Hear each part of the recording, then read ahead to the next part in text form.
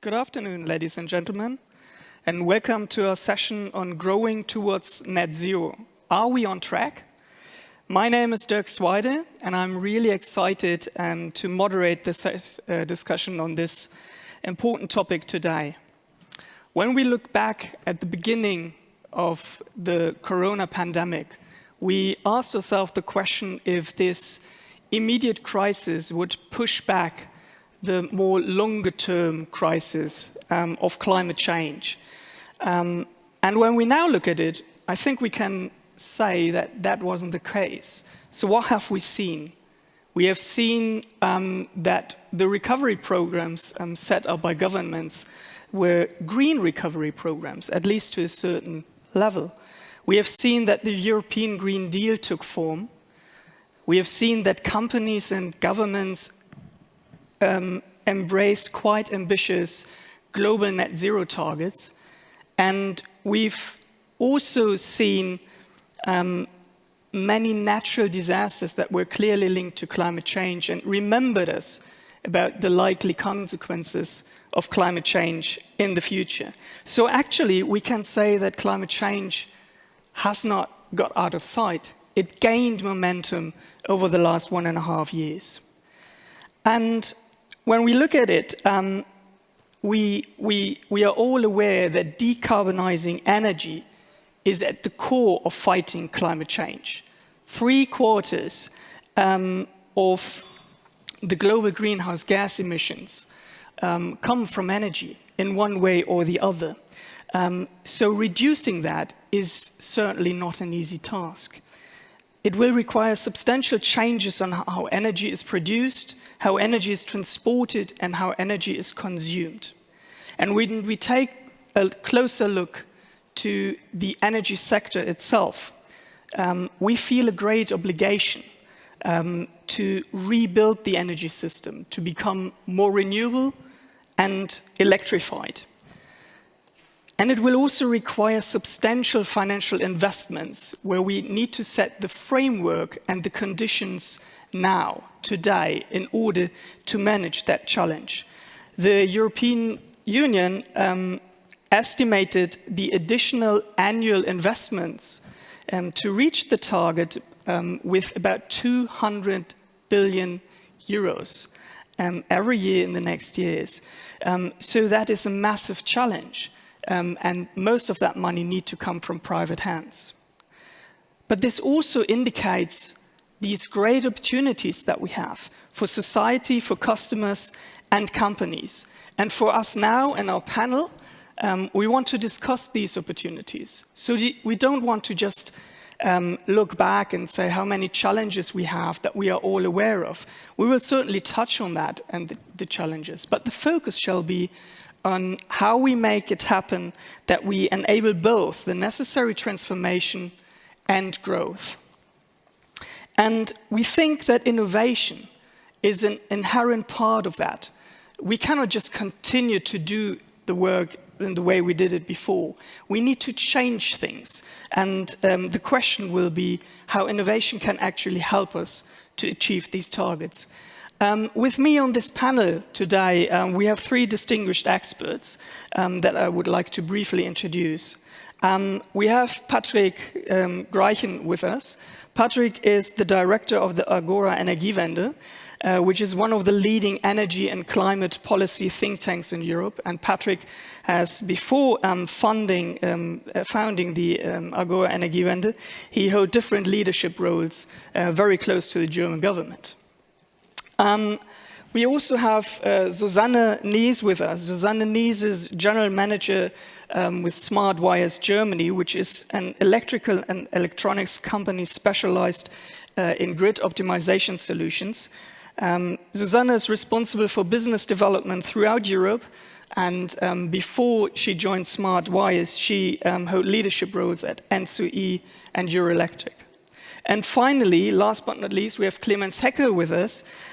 Clemens is Managing Director at AFRY Energy Consulting, Germany. He supports with his company governments and companies on energy transition matters and held various leadership roles in consulting and the energy industry before. So, in order to start the discussion, we start with a question from the title. Are we on track? Maybe Patrick, you can start. Is the energy industry on track with regard to the energy transition? What are your thoughts? Thank you for the question. Well, I would say the energy industry is on track when it comes to what is the direction. We clearly see that the whole energy industry has agreed upon carbon neutrality, moving into renewables, and having that as the key paradigm of the future.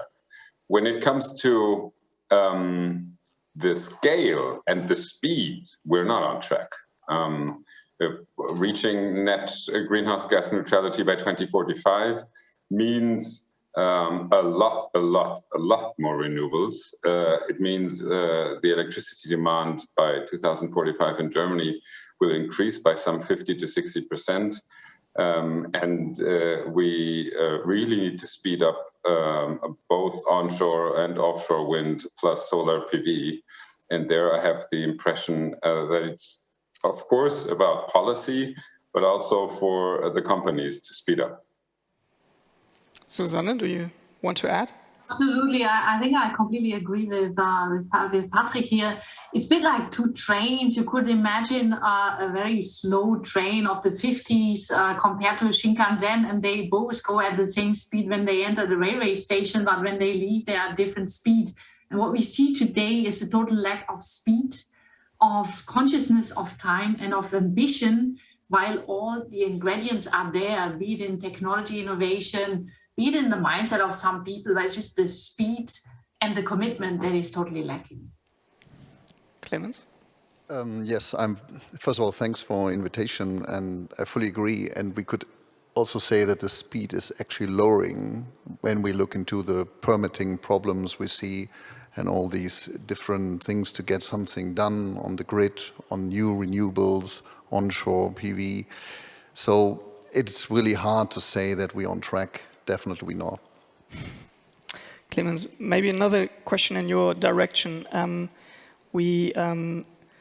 think it is a couple of weeks ago where the International Energy Agency came out with a report on net zero 2050, and they claimed two things in there that I think are really ambitious when we look at them. One is, no new oil and gas fields should be approved from now on, so from today, and all unabated coal and oil plants should be phased out by 2040.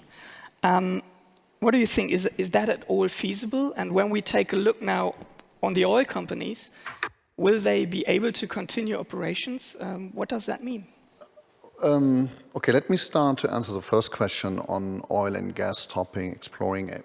I think when we look into the world and how much fossil energy is currently used and will still be used and needed in order to develop countries in Africa or in Asia, I think a world without fossil energy is the wrong direction. It should be a world where we extract the CO2 from the fossil energy, so to avoid to emit additional CO2, but to somehow use gas and oil for certain, like blue hydrogen or other things. So this, I think, should be somehow in our mind to say we stop now immediately with fossil energy is, in my opinion, not 100% realistic.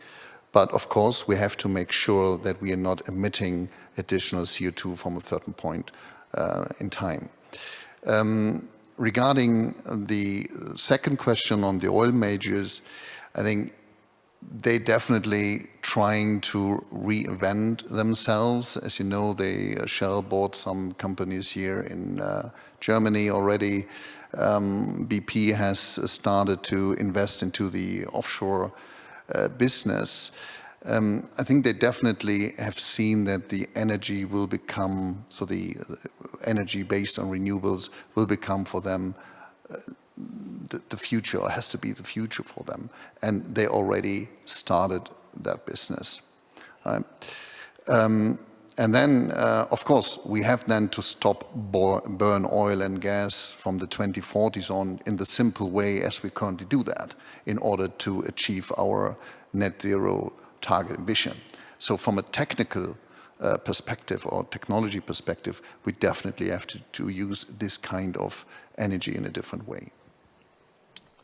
Patrick, Susanne, one of you who would like to add? Yeah, maybe to start, first of all, the IEA report that you mentioned, net zero, I was surprised to see that they only go for 50% electrification in that report. Even IEA sometimes lacks ambition, even if the title of the report is very important. And on the statement that was just made now, I do think really the level of ambition is very important, and the 40s is too late. We need to phase out oil and gas, and we have lots of examples on the question, what are those companies doing in the future? We have lots of examples of companies reinventing themselves. Kodak has disappeared, Reuters has reinvented itself from a pigeon seller. Nokia was starting with some retail trading. So there's lots of examples. The best will win in the sense of reinventing themselves. Some will disappear, but that's not our say. We need to see the climate agenda addressed. That's top one.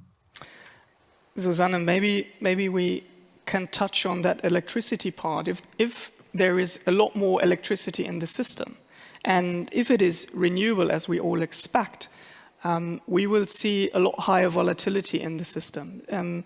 So right now there are some people who may think that power grids could be the bottleneck for the energy transition. Where do you see the greatest challenges? Thanks a lot for this question. I also saw that E.ON just bought the digital startup GridX. Digitalization is a key point and is a key challenge. Yes, the grids are bottlenecks because electrification means dependency on networks. We need to use all the technologies. We talk often about innovation. De facto, these technologies are there. We just need to use them and scale the use up. In times where we have all these digital solutions at hand, using those will solve the issues of the bottleneck of the electric system that was invented 150 years ago. So quite some challenges in front of us. Patrick, do you want to add to that? Yeah, maybe. I think that IEA report was groundbreaking because in essence, it did show a global pathway towards that challenging goal. And yes, it means no new coal. That was something a few years ago no one would have thought possible. Yeah. And it means no new coal from today. Basically, the Chinese announcement not to finance any new coal outside of China anymore was a major step, and it was just dating a few weeks back.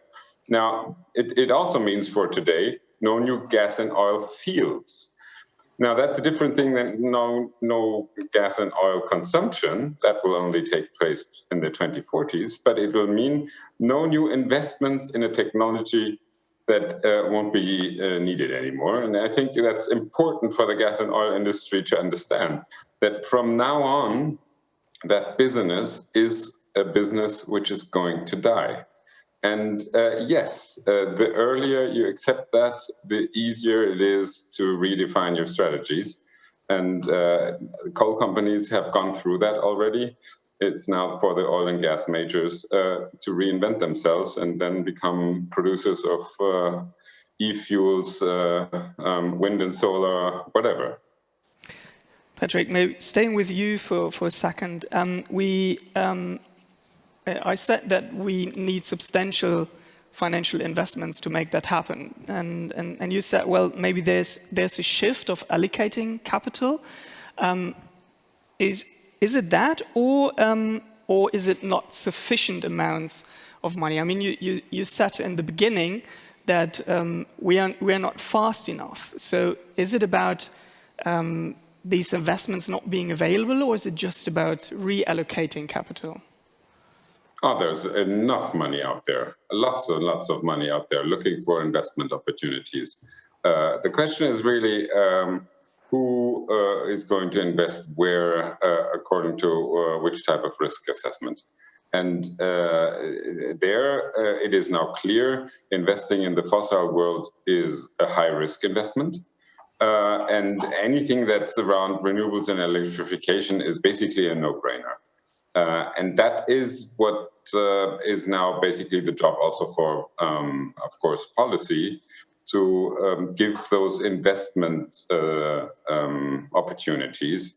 But given current electricity prices that we see at the wholesale market in Europe, I mean, it's now any investor out there would speed up their renewables portfolio. Otherwise, it's losing money, basically. Yeah. Touching on the rising energy prices, I think one of the core elements of really making this transition happen is to also change consumer behavior. And we now see that these rising energy prices lead governments to put measures against it, so to balance the burden in a way. And also, on the other hand, even though we know that people need to change behavior, maybe invest into PV, we don't yet see this happening, and sometimes we see people having complaints about a new transmission line, of course, not this famous "not in my backyard" issue.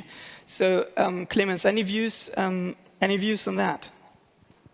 Yeah, I think this is one of the major problems we face in order to accelerate the transition, that households, individuals are speeding up in changing their behavior, and from the industry, it's not so easy to stimulate that. So what we see is, of course, you have to identify the right use cases for these individuals, that they somehow see the positive thing of this use case, so that they can either have a polished, nice new rooftop with solar panels, not looking like the past ones, no, more like more sexy ones, for instance, or having very fast charging systems for electric vehicles, so that you give them something new, something better than before, and not taking away something what they had in the past. I think this is something which we have to, or which the industry has to offer. But the change in the behavior of the individuals has also to be stimulated by the politicians in a certain way, by either subsidizing certain things, or either by prohibiting certain aspects of using energy in a certain form. Okay, thank you. Susanne, Patrick, one of you who would like to add? Of course, means the end consumer prices, the retail prices on electricity, on energy, since there's so many unflexible static components, it doesn't really incentivize customer behavior, or even include the knowledge on what is the cost of electricity at which point in time. So I think there is a need for at least changing it to less than 50% fixed component in the retail price. That's one aspect, and I agree with Clemens. I think there's a need for a couple of incentives. We have seen that now on e-mobility. There's definitely a need to invest, for example, in public infrastructure for mobility. The huge challenge that we have on people moving to cities can be addressed in having a better public transport network, so that people can stay out of the cities and commute to the cities. I think that's something else that needs to be considered. Concerning Patrick's statement, there's lots of money out there. Yes, I agree. But I think there's also quite some confusion on the people's side that want to invest in what exactly to invest in the area of networks. The fact that it's 40 plus years for the networks, there's quite some confusion what exactly you need to do, in which kind of investments do you really need to bet, what kind of new solutions are out there. So I think a bit of public incentive in the regulatory framework is needed to clear the investment stream with only Germany having to invest more than 30 billion after, I would say, this new government comes into place. Okay, thank you. Well, when we look even more on the opportunities in front of us, what would be your number one measure to foster innovation for the transition? Clemens, would you like to start? You need to... First of all, I think we have to somehow be more open to a wider range of technology, right? So I think in the past, especially Germany, we were focusing so much of getting rid of certain technologies instead of keeping the wide playing field of technologies open so that innovation can be stimulated in all the different areas which can be used in order to produce energy. So this is one thing. The other thing is, personally, I think the flexibility, what has already been mentioned, I think here we have to be more innovative in how we're using the energy in a flexible way between the different consumers and producers.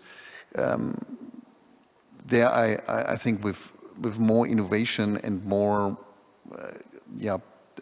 peer group thinking, this is something we can push the whole usage. Anything to add from you, Susanne? Yeah, maybe just to comment on what Clemens said. I don't think we have a technology problem. I mean, we know very much what the 4 key technologies are that gives us climate neutrality in the energy sector. That's wind, that's solar, that's batteries, and that's hydrogen. It's those 4 that are the core element of a climate neutral power system.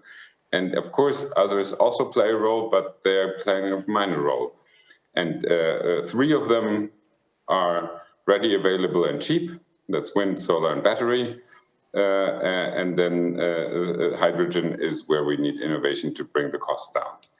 And of course, this all needs infrastructure, and that's basically the backbone issue of how do we get the grids faster and also cheaper. But with that, basically, we have the recipe. We don't need to wait for any innovation or new technologies to come. What we now need is deployment, speed and scale. Susanne? I entirely agree. Exactly. That's exactly. I would add to your list, Patrick, the 5th point that you mentioned, the infrastructure point. Yeah. But exactly, we need to deploy what we have. That's also what Tom Berke from E3G has been saying several times. Innovation often looks like something in the far away future. Things are there on the shelf, and because of sometimes also a bit conservative mentality, it is not used. Deploy and scale it up. And just maybe to quote one example of a German company, Infineon. Yeah, I talked recently to Infineon, and they told me Germany is a steady, conservative country.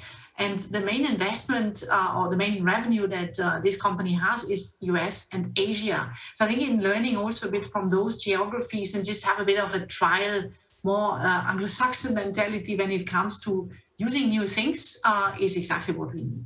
Okay. Maybe bouncing that back, and Clemens, in your direction, we have a question from the audience. Do you think that we need new technologies or rather scale the existing ones?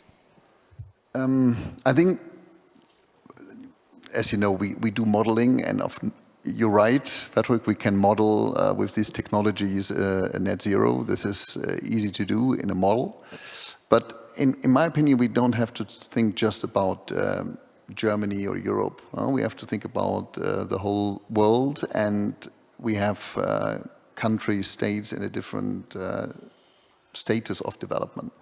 So, and it doesn't mean that we shouldn't, and this is a question, I think new technologies are needed, or rather scaling the existing ones. Of course, we should scale the existing ones, but we have seen in the past how difficult it will be already in a country like us to accelerate these technologies in the way, and this was our first question, to achieve our targets. So in my opinion, I would say, why just focusing on the 4? Yes, we should do the 4 and the money is there, but not leaving away new technologies which might help us to be faster than we probably will be with the 4 technologies at hand. Maybe Susanne, in your direction and directly linked to new technologies. Smart grid technologies will very likely go beyond just what we right now think about TSOs and DSOs in a very limited way. And they need to be somehow interlinked with the customer side. So do you see any best practices out there for joint innovation that drives growth and the energy transition in this area? Joint innovation, what exactly do you mean? Sorry. No, just where it's not just a company driving innovation by itself, but maybe where grid operators together with customers and maybe the public come to new solutions. No, I think that's exactly a great question. Also, I really wanted to reflect on what Clemens and Patrick have been saying before. I agree with both of you, I must say. New technologies are always needed. It's a principle of even democracy, let's say. You never know what comes around the corner. But the thing is today, innovation focus prevents us from thinking that we have things already that we can deploy. I think that's the trick that we need to have in mind. There will be always new things coming, and we need to always open those possibilities. Now, grid technologies are grid-based, and I'm not so sure it's going to go beyond grids in that sense. What's for sure is that digitalization will change things. Material science will change things. Superconductors is a very promising technology. They are not yet there, but they are already at technology readiness level 4 and 5. And then to your question, Derk, what is happening there? Sure, the Fraunhofer Institute, the universities, the Agoras, Consentechs, the European policymakers, Dana and SmartWise. There's a lot of collaboration and exchange going on also on a global scale where we learn from each other, definitely. Yeah, Patrick, a question in your direction. We have seen that in the past there was a lot of focus, and you mentioned it yourself, on renewables. But actually, isn't it the case that the more difficult sectors are still to come? Isn't it more now on transport, industry, and buildings, and how to decarbonize these areas? And do you think that we can do this with market-based instruments alone? Well, the other sectors aren't more difficult. What they need is a lot of clean electricity. So the transport sector is going to go, I'd say, 90% electrified, and then there's a little rest, maybe hydrogen. And we see how the electric vehicle sales are picking up, more than 20% last month, also in Germany. So that's going to be quick. A lot quicker than most people have thought. We'll get to 100% electric vehicles. I'm quite sure with that.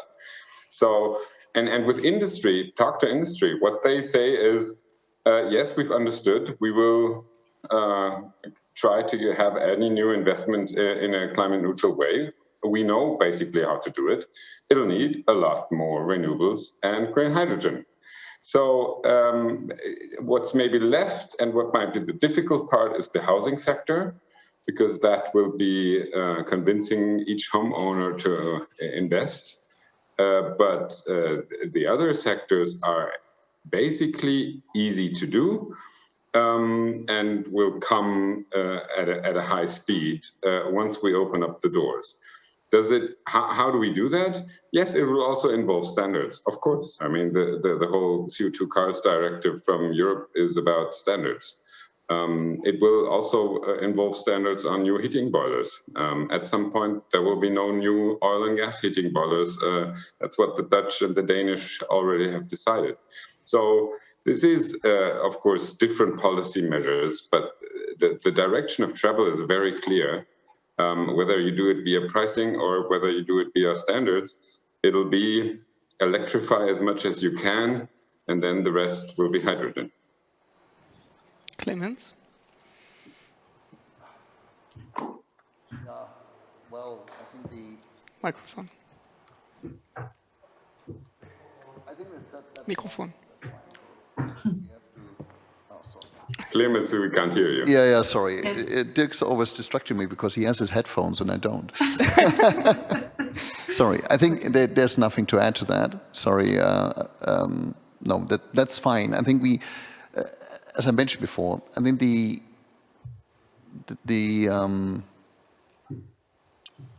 technology we can use. We have, as you said, Patrick, we have to develop it in a certain way.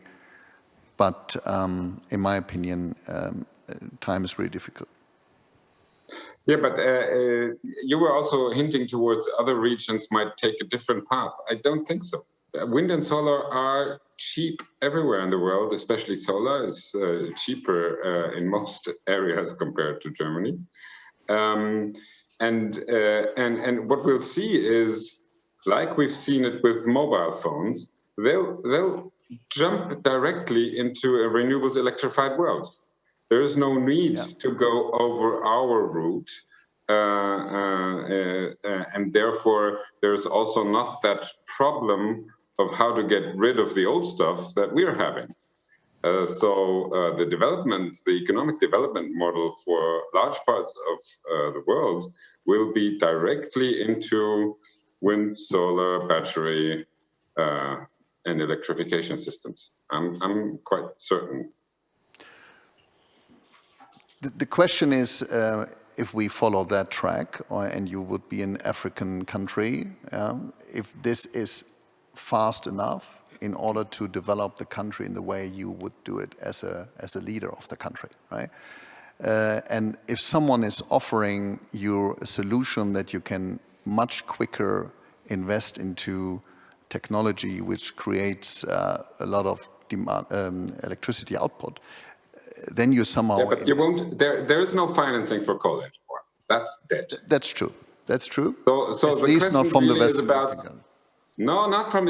China has just killed it. So, and there is no development bank going to finance it anymore.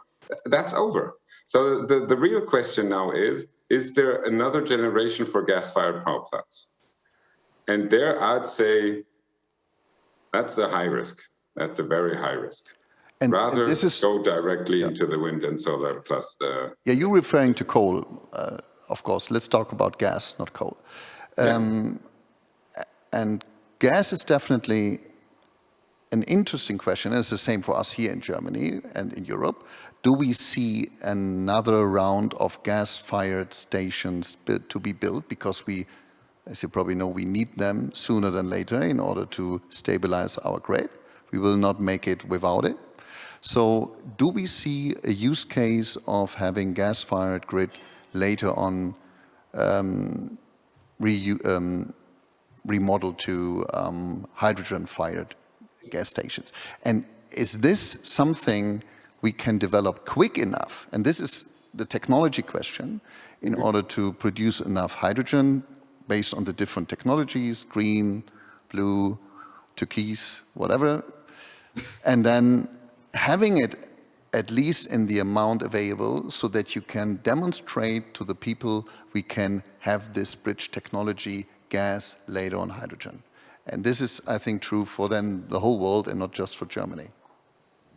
I agree. And that is, in essence, is the key question to Siemens and Hitachi and others. We need hydrogen-ready gas-fired power stations soon. And they're not there yet. So that's a technology innovation we need soon. Agreed. I would like to root in another question that comes from the audience, and that goes in the direction of, would you say it is feasible to reach our climate goals without accepting less profit? So it really touched the base of our discussion, growing towards net zero. Is true green growth a myth? Any views?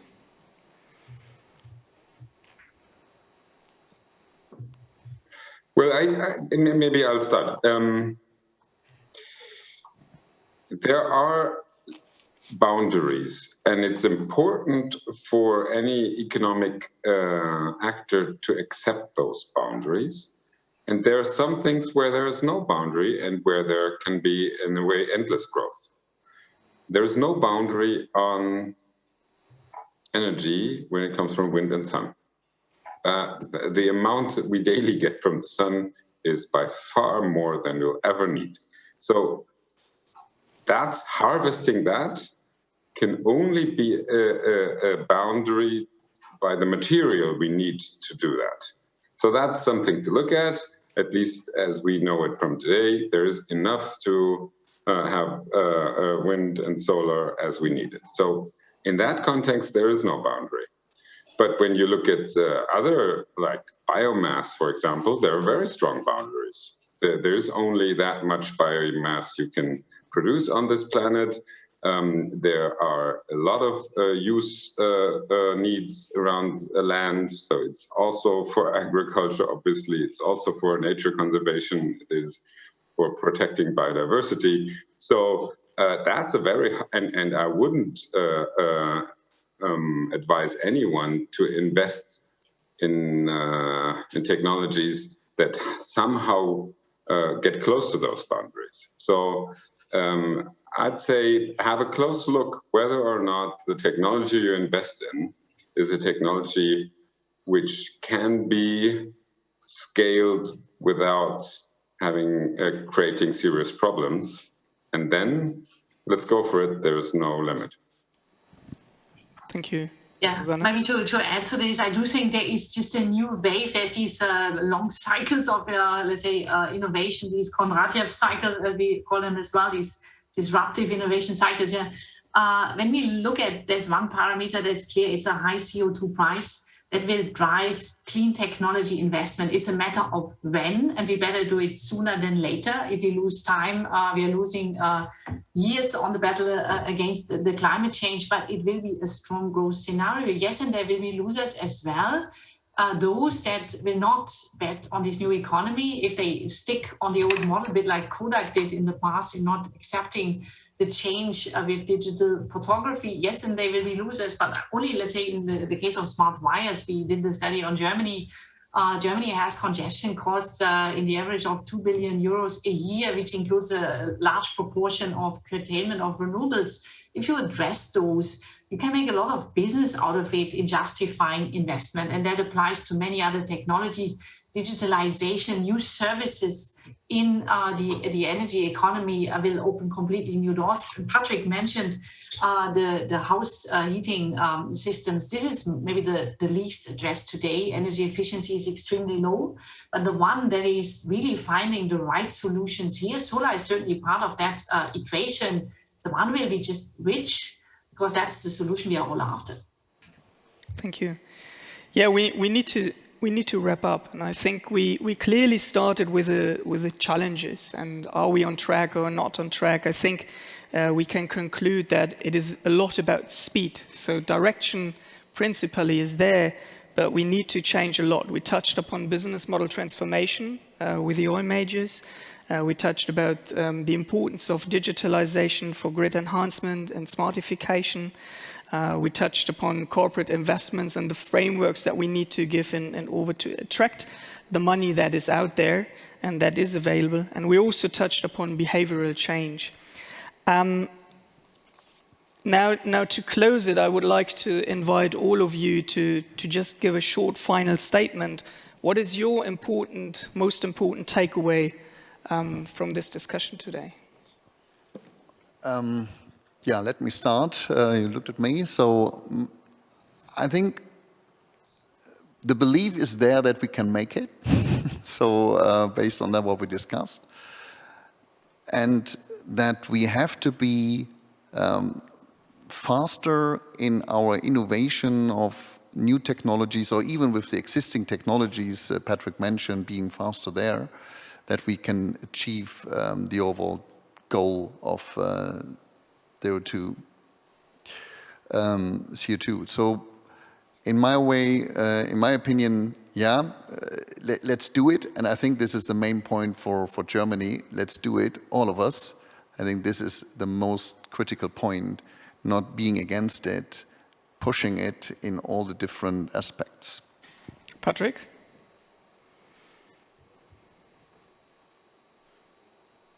Sorry.